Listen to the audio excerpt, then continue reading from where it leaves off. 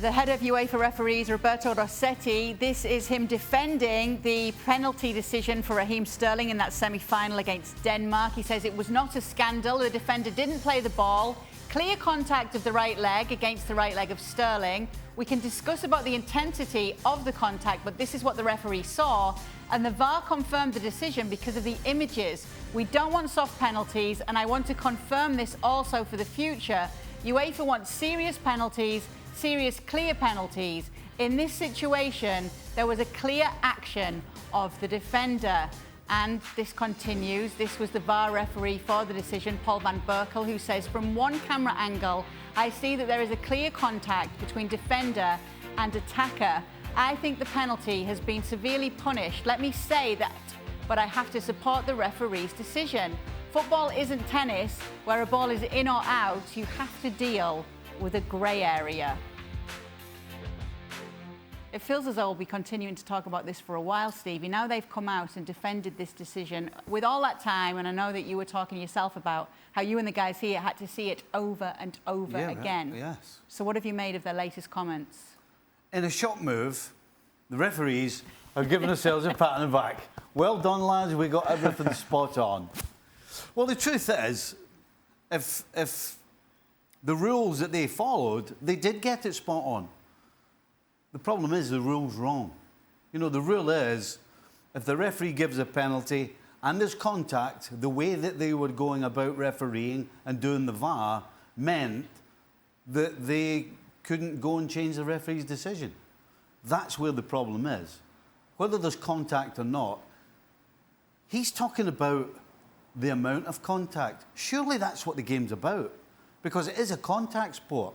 So if the contact is minimal, then why is it a free kick or a penalty? But if somebody's barging around, smashing into people, that's why contact can be a free kick or a penalty kick. So you've basically taken that out of the game. That's what they've done. As per Dale Johnson at ESPN, they say that he likes VAR to run with a light touch on subjective calls. Getting the balance right on that and the intervention point for clear and obvious is one of the biggest challenges. I think that's fair to say, isn't it, Jules? Yeah, it is. I think Dale explained it well. And we also heard in the sort of Zoom press conference that Rossetti gave after the tournament, that Gab was on, by the way.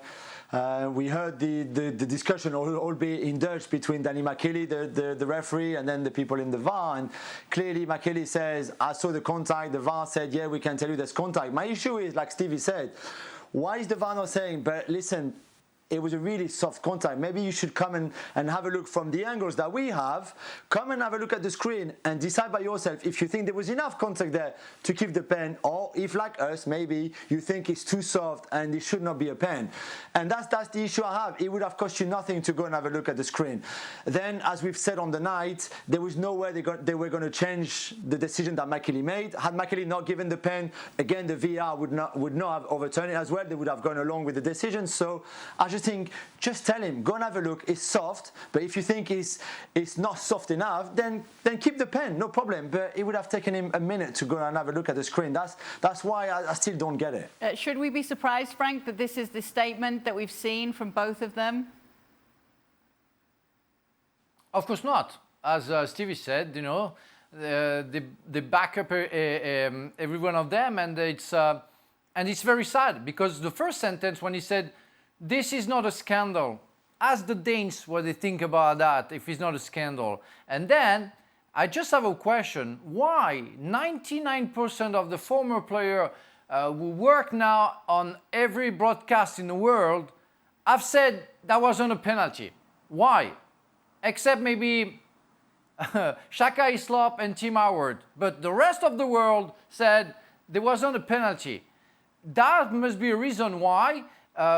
And enough reason to maybe try to understand better the football. They don't understand it. They don't feel it. When he say that the right leg of the defender touched the right leg of Raheem Sterling, I don't agree with that, because I think Raheem Sterling put his leg towards the right legs of the defender to make sure the contact exists, to exaggerate the contact. But if you never played football or never played at a certain level, you won't get that.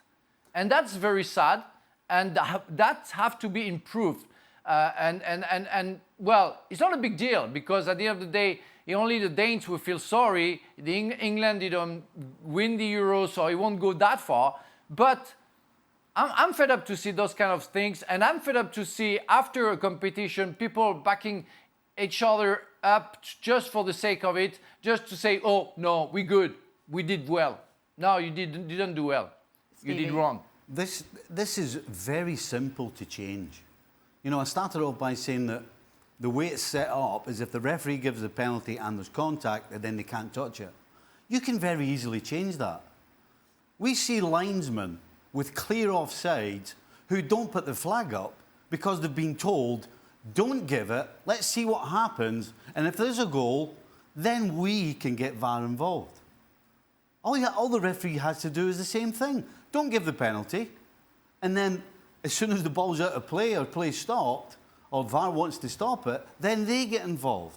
That's all you have to do. It's not a case of changing 35 rules and A, B, C, and D. That's it, in a nutshell. You do it with linesmen, do it with referees. Well, the referees may have given themselves a pat on the back here, but I don't think Gab and Jules will be giving them any awards in their Euro 2020 awards special. It's the latest podcast. Nadem is also on there with them. It includes an 11 of the tournament, Messi's latest contract talk, and which player could replace Gini Wijnaldum at Liverpool. And make sure you listen to this because it's the last one for a while these two go on holiday.